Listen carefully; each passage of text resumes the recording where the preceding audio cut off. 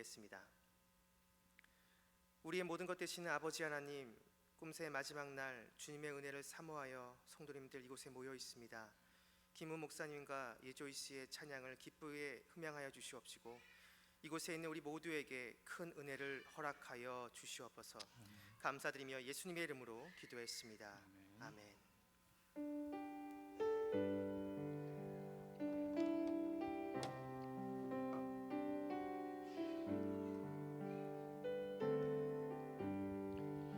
내 영혼이 은총 입어 중한 죄짐 벗고 보니 슬픔 많은 이 세상도 천국으로 와. 내 영혼이 은총 입어 내 영혼이 은총 입어 중한 죄짐 벗고 보니 슬픔 많은 이 세상도 천국으로 와도다.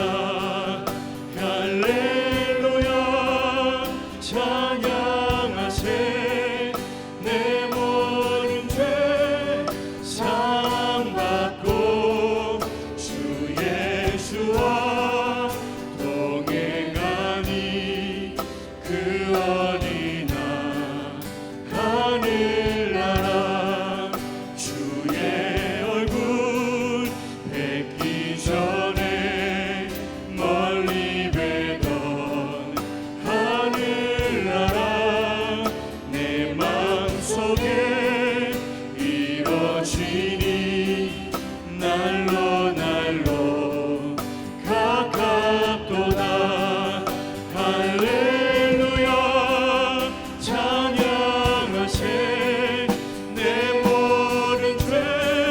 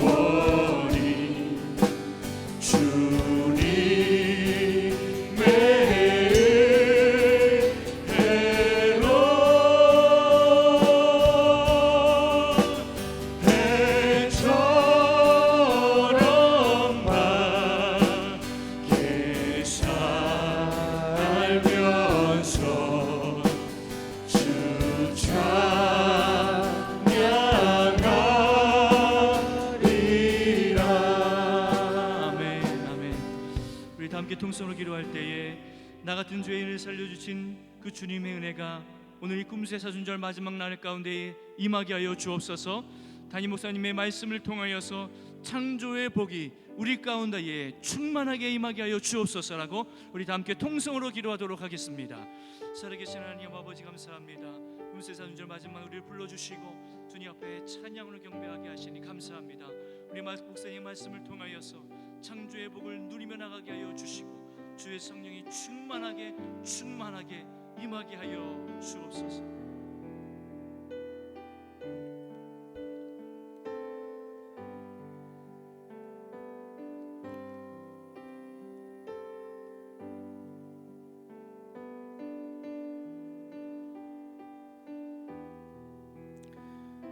창조의 복을 누리며란 주제로 꿈새 사순절을 열게 하신 주님, 시간마다 창세기 1장에 담긴 진리를 깨닫게 해주심에 진심으로 감사를 드립니다.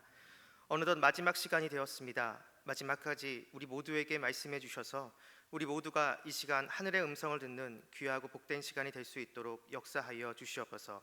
찬양으로 하나님께 영광을 돌리는 셈나와 다삼을 복되게 하시사 우리 성락성결교회의 미래를 이끌고 나갈 하나님의 자녀들이 잘 양육될 수 있도록 셈나와 다삼을 축복하여 주시옵소서.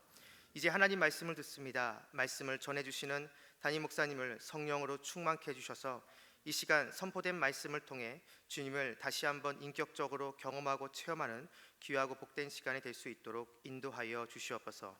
감사드리며 우리의 모든 것 되시는 예수님의 이름으로 기도했습니다. 아멘. 잠시 광고 말씀 드리겠습니다. 여러분이 이번 한 주간 받으셨던 그 출석표는 이 시간 끝나고 나가실 때 앞에 있는 통합 수집함에 넣어주시면 감사하겠습니다.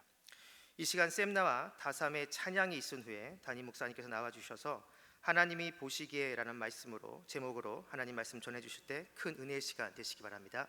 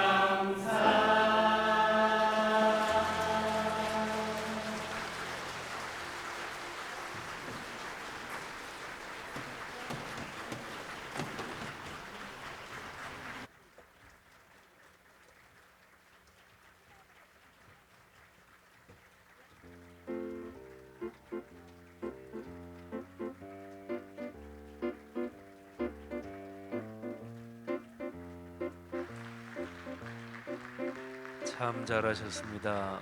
우리 샘나 다삼 공동체 진짜로 잘하셨습니다. 아니 근데 카드 섹션을 하는데 북한 사람들이 하는 것보다 더 잘해요. 어떻게 뭐 이렇게 하나도 안 틀리고 전체가 다 조그만 아이들까지 있는데 펼치고 다시 접고 하는 게 하나도 틀린 게 없이 북한보다 더 잘했어요. 진짜 잘했습니다. 샘나 다삼 공동체 축복합니다. 하나님께서 여러분의 아이들을 축복하시고 또 여러분이 걸어가는 삶의 길에 큰 복을 주실 것입니다. 꿈새 사순절 기간 동안에 찬양의 섬김을 다해 주신 교구 구역 식구들, 또 찬양단, 중창단, 또 합창단, 또 모든 분들에게 또 솔로로 찬양하신 분들도 계시고요. 주님께 영광이 됐습니다. 또 회중에게 큰 은혜가 됐습니다. 감사합니다. 특별히 우리 교회 모든 중창단, 찬양단 이 섬기는 분들이 최고의 목적이 무엇인가? 그거는 예배 중에 주님을 찬양하는 것입니다. 일반적으로 보면 어떤 연주회가 더 멋지고 또 찬양단, 합창단, 뭐 찬양대 이런 거로서 연주회가 더 훨씬 다른 사람에게 돋보일 수 있겠지만, 그런데 최고의 목적 그리고 최고의 자리는 예배 중에 주님을 찬양하는 것, 그게 제일 귀중한 자리고 제일 찬란한 자리입니다. 그래서 우리가 한 몇 해 전부터 우리 교회 모든 찬양단, 찬양대들은 다 우리가 이렇게 꿈새 기간 중에 섬김과 봉사의 시간을 갖습니다. 수고해 주신 분들에게 감사합니다. 또 예배부 남전도회, 여전도회, 또 목회자와 직원들, 섬겨주신 남녀 종들에게 하나님께서 창조의 복이 넘치도록 풍성하게 가정 가문에 주실 것입니다. 수고하신 모든 분들 고맙습니다. 참 잘하셨습니다. 수고하셨습니다 하고 박수 한번 하겠습니다. 네. 주님의 이름을 찬양합니다. 고맙습니다. 오늘 꿈새 사순절 마지막 시간 말씀 창세기 1장 1절부터 5절 그리고 건너뛰어서 31절 말씀 보겠습니다.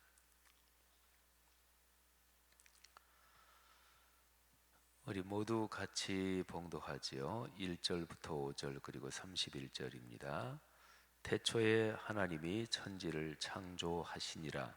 땅이 혼돈하고 공허하며 흑암이 깊음 위에 있고 하나님의 영은 수면 위에 운행하시니라. 하나님이 이르시되 빛이 있으라 하시니 빛이 있었고 빛이 하나님이 보시기에 좋았더라. 하나님이 빛과 어둠을 나누사 하나님이 빛을 낮이라 부르시고 어둠을 밤이라 부르시니라. 저녁이 되고 아침이 되니 이는 첫째 날이니라. 건너뛰어서 31절이요. 다 같이 하나님이 지으신 그 모든 것을 보시니 보시기에 심히 좋았더라. 저녁이 되고 아침이 되니 이는 여섯째 날이니라. 아멘. 드린 예물을 위해서 제가 기도하고 말씀 전하겠습니다. 하나님 아버지께 드린 예물에 오른손을 얹고 축복하며 기도하오니 하나님께서 이 예물에 담긴 그 마음들, 그 헌신들, 또 특별히 주님의 뜻이 이루어지기 위해 결단하는 마음들을 지금 받아 주옵소서.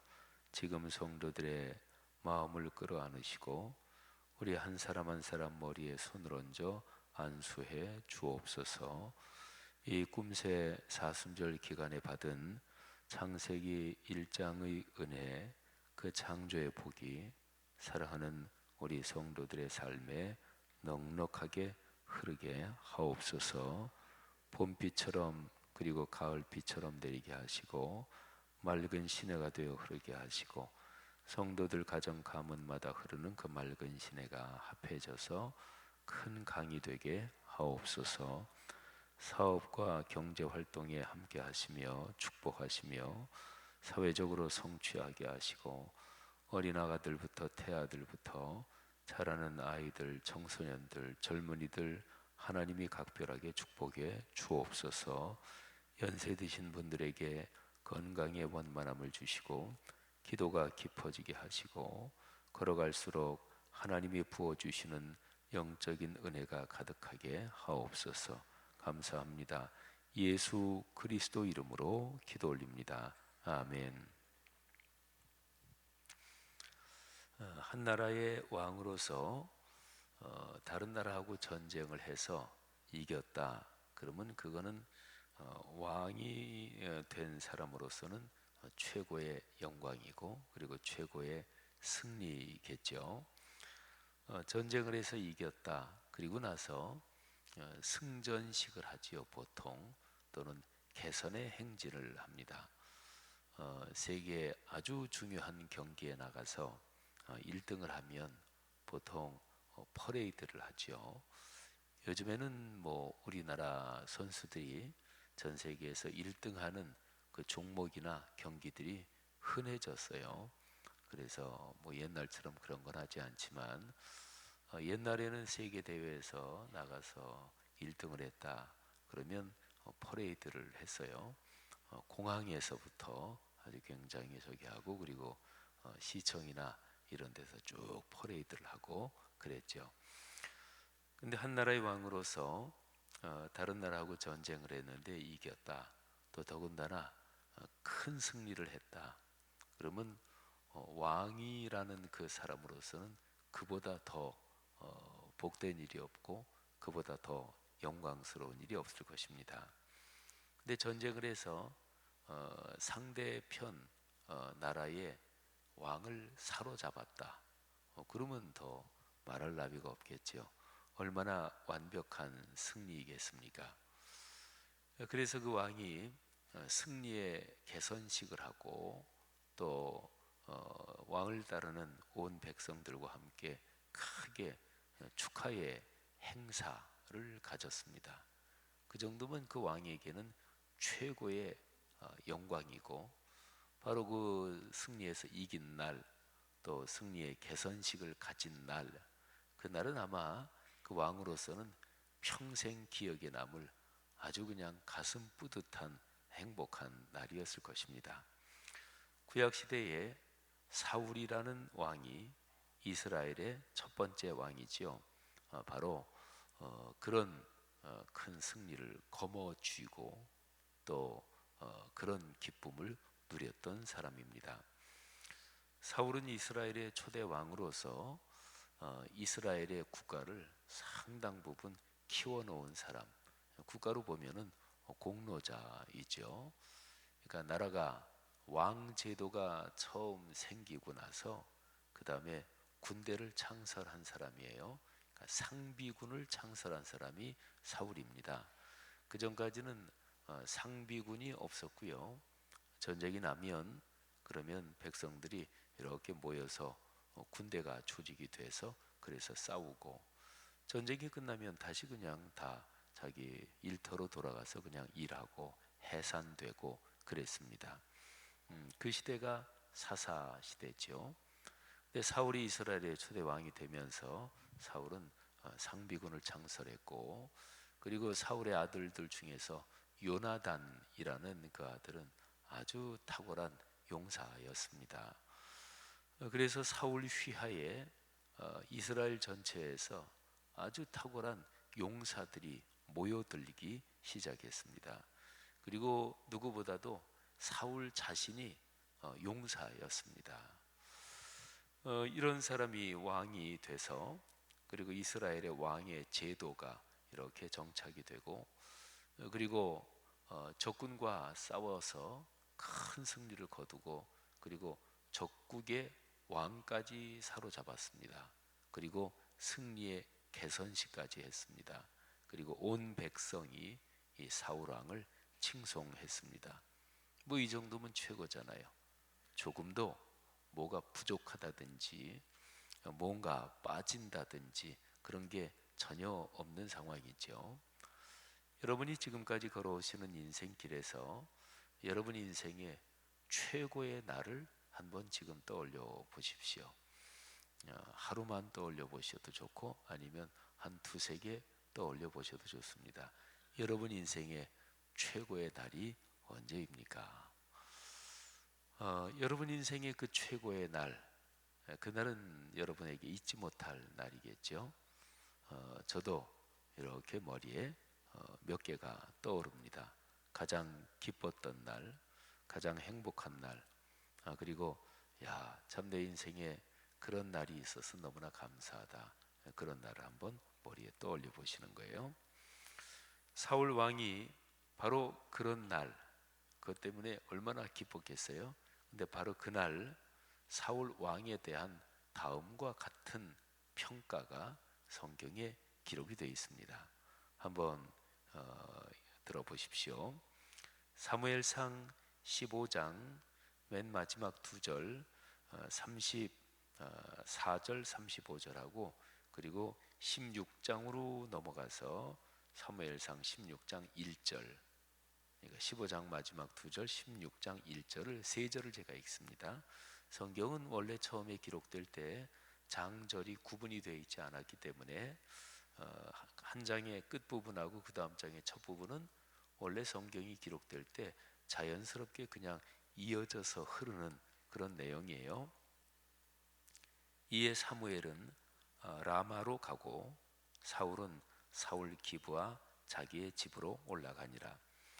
사무엘이 죽는 날까지 사울을 다시 가서 보지 아니하였으니 이는 그가 사울을 위하여 슬퍼함이었고 여호와께서는 사울을 이스라엘 왕으로 삼으신 것을 후회하셨더라.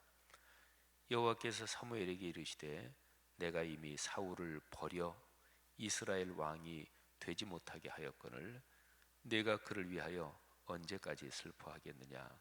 너는 뿔에 기름을 채워 가지고 가라.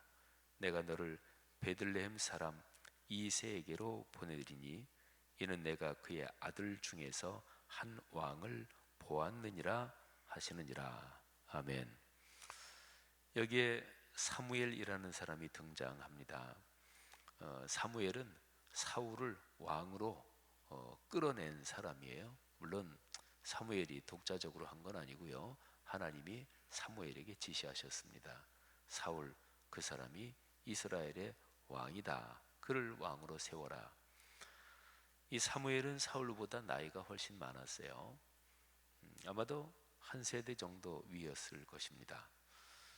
그런데 이 사무엘은 이 사울을 인간적으로도 굉장히 아꼈던 것이 분명합니다. 굉장히 아꼈어요. 자기보다 나이가 한 세대 아래고 그리고 하나님의 지시였긴 하지만 사무엘이 젊은 사울한테 가서 그 머리에 기름을 붓고 그를 이스라엘의 왕으로 세운 거죠. 그래서 인간적으로도 사무엘 선지자는 이 사울이라는 젊은이를, 이 사울이라는 왕을 참 아꼈습니다. 근데 사울이 계속해서 하나님의 지시하고는 다르게 엇나가는 거예요. 하나님의 말씀을 비껴가는 거예요. 거역하는 거예요. 그리고 아까 말씀드린 대로 이 사울이 아말렉이라는 다른 민족하고 전쟁을 하죠. 근데 그 전쟁에서 큰 승리를 거두었습니다. 완전히 적국을 그냥 초토화시킬 정도로 큰 승리를 거두었고 그리고 아말렉의 왕 아각이라는 그 왕까지 사로잡았습니다. 완벽한 승리죠. 그리고 승리의 개선식까지 다 마쳤습니다. 그리고 나서 그 상황이 제가 읽어드린 바로 그 상황입니다. 사울은 기뻐했겠고 또 사울을 따르던 용사들도 무지무지하게 아주 큰 축제에 마음이 기뻤을 것입니다. 근데 그때에 아주 슬픔에 잠겨 있는 사람이 있었어요. 그 사람이 바로 사무엘입니다. 다른 사람이 보기에는 어떠했을지 모르지만 사무엘이 보기에 사울은 하나님의 말씀을 어기고 자기 멋대로 나가는 그런 사람이었죠. 그래서 이 사무엘은 사울을 생각하면서 너무너무 슬펐습니다. 그러니까 하나님께서 사울을 이미 버리셨습니다. 겉으로 보기에는 사울은 왕으로 자기가 살아가는 자기의 삶의 길에서 가장 커다란 영광스러운 승리의 날이었는데요. 그런데 사무엘이 보기에는 반대였습니다. 참 슬픈 날이었고 하나님께 사울이 버림받은 날이었습니다. 전쟁에서 승리했고 개선식도 했고 그래서 사울과 그의 용사들 온 백성이 다 기뻐했습니다. 그런데 하나님께서 사울을 바로 그날 버리셨습니다. 하나님이 보시기에는 그랬습니다. 그리고 나서 사무엘이 계속 슬퍼하고 있으니까 하나님께서 사무엘 선지자에게 말씀을 주시는 거예요. 너 언제까지 그렇게 슬퍼하고 있겠느냐? 그리고 사울은 내가 이미 버렸다. 사울 버렸는데 너 인간적인 정으로 왜 그렇게 언제까지 슬퍼하고 있겠느냐? 사람은 살면서 인간관계가 있고 또 사람이 정서적인 감정적인 존재고 나하고 이런저런 끈으로 연결된 사람, 그 사람에 대해서 애정도 있고 또 싫어하는 감정도 있고 그러죠. 그런데 신앙인들이 중요한 일에서는 인간적인 친소 관계보다 하나님의 뜻이 먼저여야 합니다. 그게 깨지면 신앙이 그 뭐고 아무것도 아닙니다. 뭐 다를 게 뭐가 있겠어요? 다 똑같죠. 예수 안 믿는 사람들도 다 그 정도는 그냥 살아갑니다. 그래서 독일의 몰트만이라는 신학자가 무슨 얘기를 했냐면 인간 집단이 있잖아요. 뭐 산악회도 있고 부녀회도 있고 또는 뭐 무슨 뭐 양복하는 분들의 또 그런 상조회도 있고 또 뭐 음악하는 사람들의 또 그 모임도 있고 뭐 법조인들의 모임도 있고 인간 사회는 여러 그 모임들이 있잖아요. 그런데 그 모임 안에서 모임 구성원이 서로에게 뭐 약속을 지키고 또 규칙을 지키고 또 서로를 존중하고 또 끈끈한 의리를 지키고 이런 거는 그 집단들마다 거의가 다 비슷하다는 거예요. 그러니까 쉬운 얘기로 말하면 조폭 집단하고 법조인들 모임이나 예술하는 사람들 모임이나 그 집단 내부에서 그런 거는 인간 사회가 다 비슷하다는 거예요. 가만히 생각해 보면 진짜 그래요. 그렇잖아요. 뭐 예를 들어서 예술하는 사람들 모임 또는 법조인들 모임 또는 조폭 집단, 너무나 이게 비교가 좀 심합니다만은 근데 법조인들 모임이 조폭 집단의 내부 의리보다 더 분명한 어떤 명분이 있고 고상하냐? 별로 그런 것 같지도 않아요. 그 내부에서는 조폭 집단의 내부는 얼마나 거기에서 의리와 신의가 강해요. 그잖아요. 근데 그런 거를 넘어서서 큰 틀로 하나님의 뜻이 무엇이냐? 하나님이 무엇이라고 말씀하시느냐? 여기에 대해서 순종하는 거. 이게 더 높은 기준에 있지 않으면 그는 신앙인의 집단에 사는 것도 세상에 사는 것하고 별반 다를 바가 없다. 이제 그런 거죠. 여러분, 하나님이 보시기에 사울은 이미 왕이 아니었습니다. 그래서 하나님께서 사무엘에게 그러시는 거예요. 야, 그만 좀 슬퍼해라. 내가 인간적으로 사울이라는 그 젊은 사람을 아끼는 거 내가 안다. 내가 슬퍼하는 거 내가 이해는 한다. 근데 너는 공적으로 이스라엘의 선지자다. 내가 공적인 직무를 맡은 사람으로서 사울하고의 인간적인 정, 사울을 네가 개인적으로 아끼는 것 때문에 너 계속 그렇게 슬퍼하고 있으면 어떡하냐. 그래서 하나님께서 사무엘에게 베들레헴 사람 이세의 집으로 가라. 그의 아들들이 여러 명인데 그 아들들 중에서 내가 왕이 될 사람을 봤다. 그러니까 하나님이 보신 거예요. 하나님이 보시면서 사울을 보니까 저거는 이미 왕이 아니다. 그리고 베들레헴 사람 이세라는 사람의 아들들 중에서 하나님이 보시니까 저 젊은이가 왕이다. 이렇게 보신 거예요. 하나님이 그렇게 보시는 그 상황에도 하나님이 하늘에서 또 이렇게 보시는데, 근데 땅에서는 하나님이 보시는 것은 영 딴판이었어요. 하나님이 그렇게 보신다. 그래서 사울이 갑자기 죽은 거 아니에요. 또 사울이 마차를 타고 가다가 갑자기 마차 바퀴가 하나가 빠져서 마차가 뒤집어진 것도 아니에요. 사울의 주변에는 용사들이 호위하고 있었고, 그리고 그들은 자신만만했고, 사울의 나라는 주변 다른 민족들 그 사이에서 아주 대단한 명성을 얻고 있었습니다. 그러니까 하늘에서 하나님이 보시는 거하고 땅에서 벌어지는 거하고는 딴판이었다니까요. 뭐 하나님이 제 아무리 그렇게 보셔도 땅에서는 그냥 사울이 기세 등등 승승장구하고 있었습니다. 여러분, 이걸 한번 머리에 상상해 보십시오. 혹시 그런 경우 없습니까? 여러분이나 저나 신앙인이잖아요. 근데 신앙인 중에서 하나님의 말씀, 하나님의 뜻하고는 다른 길로 가면서 자기가 그거를 못 느껴. 그러니까 주변 사람들이 보기에 아우 저 사람 예수 믿는 사람이 왜 저래? 또 주변 사람이 보기에 아우 저 교회에서 뭐 집사님이고 권사님이고 장로님이고 아유 또 저 사람 또 목사라며. 근데 아유 저 사람이 왜 저래? 주변에서는 다 그렇게 보이는데 본인만 몰라. 그런 건 병이 큰 거예요. 이미 본인이 그걸 모를 정도로 착각이 아주 심한 거예요. 그런데 그거 말고요, 본인도 알아. 내가 예수 믿는 사람으로서 이러면 좀 안 되지. 그리고 본인 주변 사람들도 이렇게 알아요. 가까운 사람, 친한 사람들도 알아. 근데 우리가 남이가 그러면서 같이 그냥 얘기할 때 서로 축혀 세워주고 그래. 그거는 그 사람, 그 주변 사람들도 아는 거잖아요. 우리가 신앙적으로 생각하면 이렇게 하면 안 되지. 하지만 우리 이해관계를 위해서 이 사람들은 참 위험한 사람들이에요.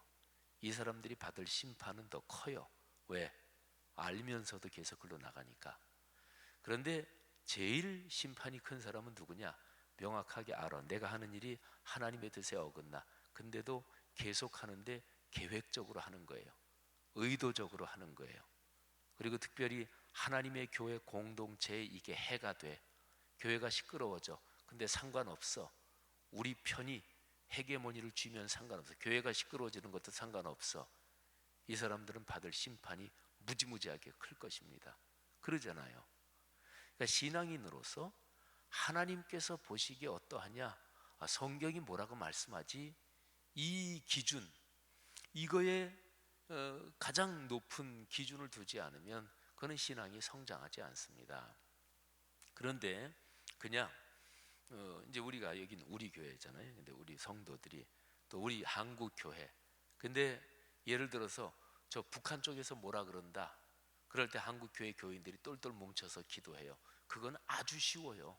왜? 우리가 뭉쳐서, 그러니까 외부에서 뭐라고 공격해 오는 거는 그건 아주 쉽습니다.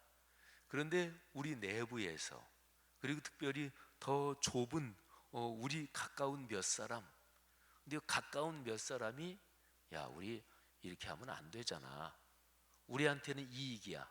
근데 그 중에 어떤 사람이 야, 이거 하나님 보시기에 이건 아니다. 우리 이러면 안 돼. 요 얘기를 할 수 있는 사람이 거기에 있으면 그 내부 집단은 행복한 집단입니다. 그러잖아요. 근데 대개 그게 안 됩니다. 사람은 누구나 다. 인간 집단이라는 게 그래요. 여기 사울 왕의 비극은, 그러니까 이 사울 왕은 땅의 상황으로 볼 때는 최고의 상황이었다니까요. 가장 절정이고 잘 나가는 때였다니까요. 그런데 위에서 보시기에는 아니었고, 그리고 더군다나 사울 왕의 비극은 사울 왕의 참모들 중에서 또는 사울 왕의 그 가까운 사람들 중에서 왕이시여, 그 하나님이 보시기에 아닌 것 같은데요. 이런 말을 하는 사람이 없었다는 게 비극입니다. 모든 독재는 다 그렇게 해서 망가지고 결국에는 이게 망하는 거지요. 사랑하신 여러분, 하나님이 보시기에 어떠하냐, 이게 참 중요합니다. 창세기 1장에서 우리가 받을 수 있는, 또 우리가 배우는 가장 멋진 교훈이 있다면 하나님의 시각, 그리고 하나님의 시선, 바로 그것입니다. 어떤 시각으로 삶을 바라보느냐, 거기에 따라서 다 다릅니다. 보는 시각에 따라서 이 세상은 완전히 반대, 완전히 거꾸로일 수 있어요. 그래서 우리는 우리가 가진 신앙을 늘 성찰해야 됩니다. 성찰이라는 말이 참 좋은 말이에요. 성자가 반성한다, 또는 깊이 살핀다, 또는 자기 자신을 무조건 두둔하지 않고 객관적으로 또는 어떤 명분을 가지고 자기 자신을 꼼꼼하게 점검한다, 그런 거예요. 그러면서 살피는 게 성찰이죠. 성찰 중에서 가장 아름다운 것은 자기 성찰입니다. 근데 거기에는 기준이 있어야 돼요. 그 기준은 바로 하나님의 시선, 하나님의 눈으로 볼 때, 하나님의 마음으로 볼 때 어떠하냐. 근데 어떤 게 하나님의 눈이고 어떤 게 하나님의 마음이고 하나님의 기준이 도대체 무엇인가요? 그건 바로 66권 이 성경의 말씀이에요. 이게 바로 유일한 진리요, 완결된 진리요, 그리고 여기가 바로 하나님의 뜻과 하나님의 마음이 있는 것입니다.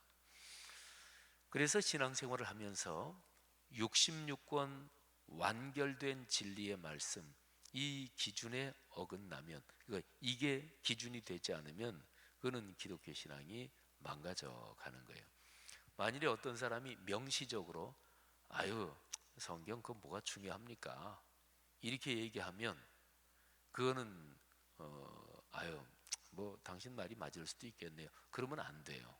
그 사람하고 나하고 제 아무리 친한 관계가 있어도 그러면 안 됩니다.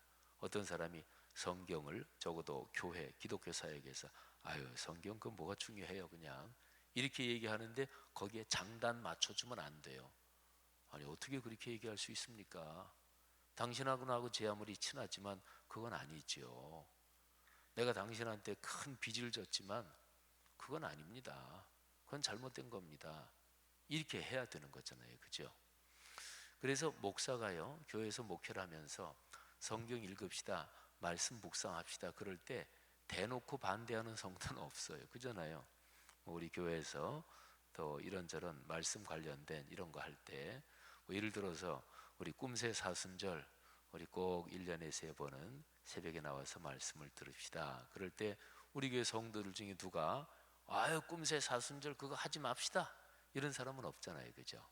또 성경 뭐 통독하고 성경 암송 우리 이제 바로 5월 첫 주부터 2019년 꿈송 또 해요. 꿈 이름 성경 암송. 근데 그거 하는데 우리 성도들 중에서 누가 아이 꿈송 하지 맙시다. 아이 그딴 거 뭐 중요합니까? 이러는 사람은 없어요. 어떤 사람이 만일에 그런다. 그러면 그거는 목사인 제가 그건 대놓고 싸워야지요. 그건 대놓고 싸워야지요. 목사가 항상 순하기만 한 건 아니죠. 그러니까 하나님의 명확한 기준에 어긋나는 것은 분명히 아닙니다. 당신 얘기 잘못됐습니다. 그 사람이 제 아무리 신앙생활을 오래 했어도 제 아무리 어떤 중요한 자리에 있어도 그거는 아닌 거예요. 그러니까 하나님의 공의가 무너지니까. 근데 이제 꿈송합시다 그렇다고 해서 성도들이 다 참여하진 않아요. 그잖아요. 또 집회해서 참 좋은 강사님 모셨으니까 모두 오십시오. 그렇다고 다 참여하진 않아요. 4월 마지막 월요일, 그러니까 다음 주간 월요일 4월 29일에 IFCJ에서 가정 예배에 대해서 컨퍼런스를 해요.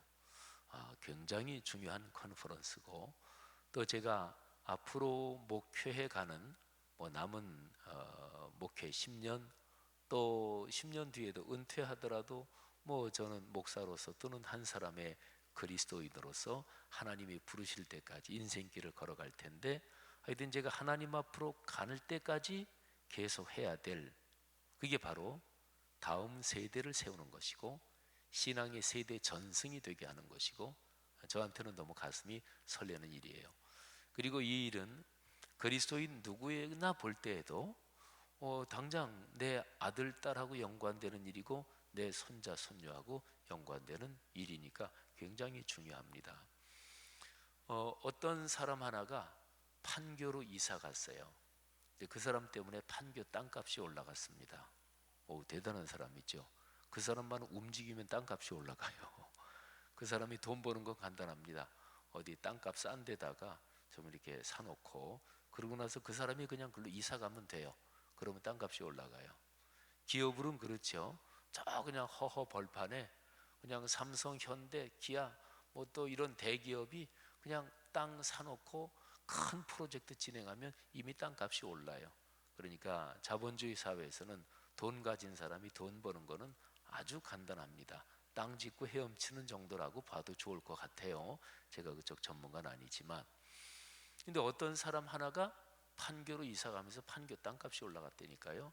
그게 남한산 초등학교 교장 선생님 하던 분이, 남한산 초등학교가 전국적으로 유명해졌어요.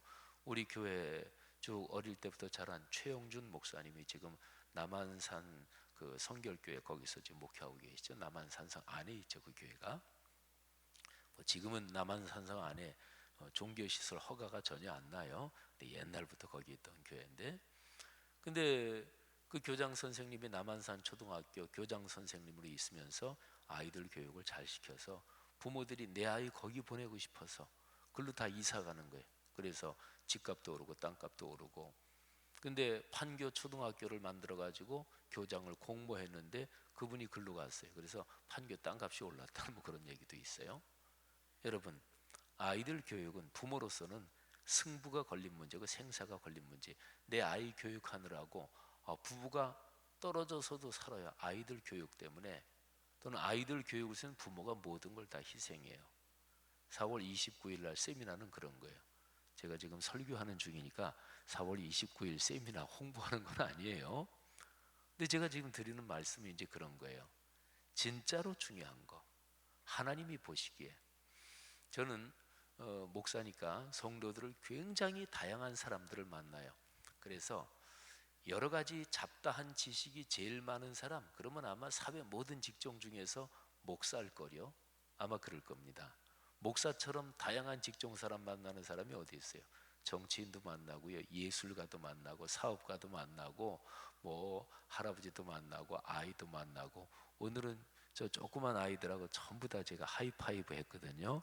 이런 아이들하고도 만나고. 우리 교회는 제 팬들이 많아요. 조그만 아이들 중에서. 어떤 아이는 교회 오면 지영은 목사님 안 보고는 집에 안 가는 아이들도 있어요. 그러니까 목사는 굉장히 다양한 사람들을 만나요. 그래서 잡다한 지식이 제일 많은 사람이 아마 목사일 거예요. 근데 저는 사람들을 만날 때 그분이 전공하는 전문 분야, 그 얘기는 저는 굉장히 경청합니다. 어떤 면에서는 돈 주고 들어야 될 내용인데, 강의료 내고 들어야 될 내용인데 그냥 공짜로 들을 수 있단 말이에요. 또 인생에서 굉장히 중요한 성공을 경험한 사람, 그분이 이렇게 차 마시고 앉아서 한 20분만 얘기해도 그건 굉장히 중요한 얘기거든요. 또 제가 목사가 아니라면 그런 사람이 나한테 시간을 내서 차를 같이 마시고 뭐 시간을, 그분 만날 기회도 얻기 어려운 사람인데 제가 목사라는 것 때문에 그런 분 만나고, 그러면 저는 전문가, 그분의 얘기는 저는 귀를 기울여 듣습니다. 사랑하신 여러분, 아까 제가 그런 말씀 드렸죠. 여러분이 지금까지 살아오시면서 제일 찬란했던 날, 제일 행복했던 날, 제일 큰 성공을 거두었던 날, 그때 여러분이 기쁘셨겠죠. 또 여러분을 가까이 여러분 아끼는 사람들도 다 기뻐했을 것입니다. 여러분의 부모님들이 기뻐하셨을 테고, 여러분의 자녀들이 참 축하했을 테고, 여러분을 진심으로 아끼는 친구들이 굉장히 기뻐했을 것입니다.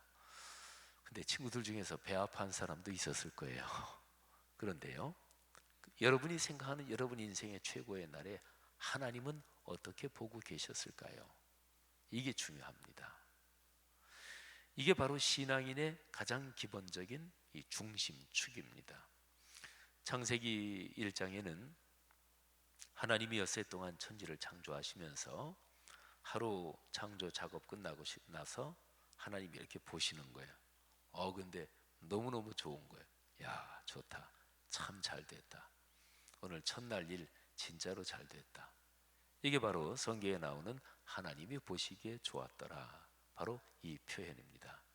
사랑하는 성도 여러분들이요, 여러분이 걸어가는 인생길, 여러분의 아들, 딸, 또 손자, 손녀, 여러분의 가정, 가문이 하나님이 보시기에 좋기를 바랍니다.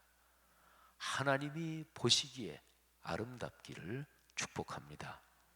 그리고 여러분이나 저나 우리의 마음속에 하나님이 보시기에 어떨까, 이런 생각이 삶의 기준이 되어야 합니다. 제가 고등학교 때인가요? 대학교 때인가? 한참 옛날이잖아요. 근데 그때에 나왔던 책 중에서 예수라면 어떻게 할 것인가, 이런 제목의 책이 있었어요. 그때 당시에 굉장히 베스트셀러였어요. 신앙인들에게. 아마 기억나시는 분도 있을 거예요.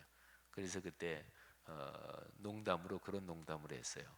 약간 썰렁한 농담이고 아재 개그 정도 되는 거지만, 라면 중에서 제일 맛있는 라면이 무엇일까? 그게 바로 이제 예수라면 어떻게 할 것인가, 이런 거요. 여러분, 하나님은 어떻게 보실까? 하나님의 마음은 어떠실까? 또 예수님이라면 이런 상황에서 어떻게 했을까? 이런 마음을 가지고 사는 게 그리스도인에게 가장 중요합니다. 엿새 동안 천지를 창조하시고 맨 마지막 7번째 날엔 하나님께서 진짜로 기뻐하셨습니다. 그래서 31절에 하나님이 지으신 그 모든 것을 보시니 보시기에 심히 좋았더라. 이렇게 성경은 기록하고 있습니다. 내 삶이 마지막 결산하는, 내 삶을 결산하는 그날, 성적표는 어느 정도나 될까요? 사람은 살면서 중간 결산을 많이 합니다. 또 기업이나 회사나 또는 장사할 때도 일단은 중간 결산을 하고, 또 세무서에 세무신고하면 한 해의 결산도 하고 그러잖아요. 살면서 중간 결산을 잘 해야 됩니다. 그래야 최종 결산이 성적표가 좋은 거죠. 여러분, 창세기 1장을 우리가 묵상하면서 창조의 복을 꼭 누리며 삽시다. 이게 이번 꿈새 사순절 전체의 주제입니다. 오늘 마지막 메시지, 하나님이 보시기에, 이거는 우리의 삶의 절대적인 기준인 거죠. 하나님이 보시기에, 이거는 다른 말로 표현하면 성경이 말씀하시기를, 성경에 기록되기를, 이거하고 사실은 똑같은 거예요. 8번의 메시지의 제목이 이제 각각 다르고요. 그리고 각각 창세기 1장을 이런저런 각도에서 본 거지만 사실은 다 연결이 되어 있죠. 사랑하는 성도 여러분들이요, 하나님의 시선, 하나님의 시각, 하나님의 마음, 바로 66권 성경 말씀이 여러분의 삶에서 늘 실현되기를 축복합니다. 그게 말씀 삶 운동이에요. 자기의 삶에서 말씀 삶 운동이 안 되고 있는 사람이 선교하면 그건 진짜 선교하는 게 아니에요. 그거는 자기 과시지. 그리고 교회도 말씀이 삶이 된다, 이게 명백하지 않은 교회가 선교하면 반드시 자기 과시해요. 자랑질하고. 그리고 외국에 이런저런 선교를 해도 우리 집단의 베이스를 넓히고 우리 집단 영역 확장하는 게 돼버려요. 선교가 자기 집단의 영역을 확장하는 건 아니잖아요. 내가 다니는 교회가 전 세계적으로 뻗어나간다, 내가 이 교회 성도의 한 사람으로서 그거는 행복하고 기쁜 일이죠. 근데 아까도 말씀드렸듯이 늘 제일 중요한 거는 자기 집단을 스스로 성찰하는 능력, 이게 늘 작동이 돼야 돼요. 우리 집단이 밖으로 점점 커져간다, 우리가 시애틀에 미션 센터 세우고 지교회 세운다, 감사한 일이고, 우리 사회 이렇게 확장된다, 감사한 일인데, 늘 여기에서 중심에서 섬기는 사람들이 하나님이 보시기에 어떤가, 성경 말씀에 비춰보면 어떤가? 늘 그거를 깨어서 살펴야 됩니다.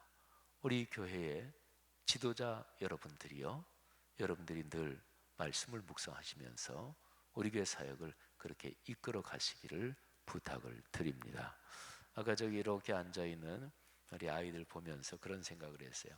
아우, 저 아이들이 나중에 자라서 청년도 될 텐데, 저 아이들이 나중에 한 40년, 50년 후에는 저 아이들이 권사님도 될 텐데, 장로님도 될 텐데, 그런 생각을 했어요. 어릴 때 한 5살, 6살 정도는 기억에 남기도 하지요. 그런데 오늘 이 아침 이른 시간에 여기에 앉아있던 저 아이들, 아마 저 아이들 중에서 40년, 50년 뒤에 내가 어렸을 때 하고서 아주 멋진 사진처럼 기억에 남는 그 장면이 오늘 아침일 수도 있겠다, 그런 생각을 했어요. 여러분, 교회 공동체에서 신앙으로 걸어가는 그 걸음걸음은 참 사실은 소중하고 귀한 거죠. 창세기 1장에 기록된 창조의 복이 여러분의 삶에 충만하기를 다시 한번 축복합니다. 기도하겠습니다. 자유롭게 기도하시다가 돌아가시는데요, 내일은 부활 주일입니다. 참 우리 기독교의 절기 중에서 가장 또 영광스러운 날이죠. 오늘 토요일, 내일 부활 주일을 준비하는 귀한 날 되기를 바라고요. 또 꿈새 사순절 기간 중에 말씀에서 또 우리 집회에서 받은 은혜, 이 시간에 한번 이렇게 생각해 보면서 다시 한번 그 은혜에 대해서 감사하고, 또 그와 연관해서 내가 결단의 기도, 헌신의 기도를 드려야 될 부분이 있으면 그런 기도 드리시기를 바랍니다. 내일 부활주일 큰 은혜가 있게 하옵소서 준비하는 기도도 하시고요. 여러분이 사랑하는 여러분의 아들과 딸, 손녀, 손자, 또 남편과 아내, 여러분의 가정, 가문에 하는 모든 일, 특별히 경제적인 활동, 대인관계, 이런 걸 위해서 기도하시고, 하나님께서 여러분의 가정, 가문을 축복하십니다. 하나님이 여러분을 사랑하십니다. 창조의 복이 여러분의 삶에 넘치기를 하나님은 예비하고 준비하고 계십니다. 다 같이 통성으로 기도하시다 자유롭게 돌아가시고 내일 부활주일에 뵙겠습니다. 다 같이 기도하지요. 하나님 아버지, 은혜를 진심으로 감사합니다. 하나님께서 이 꿈새 사순절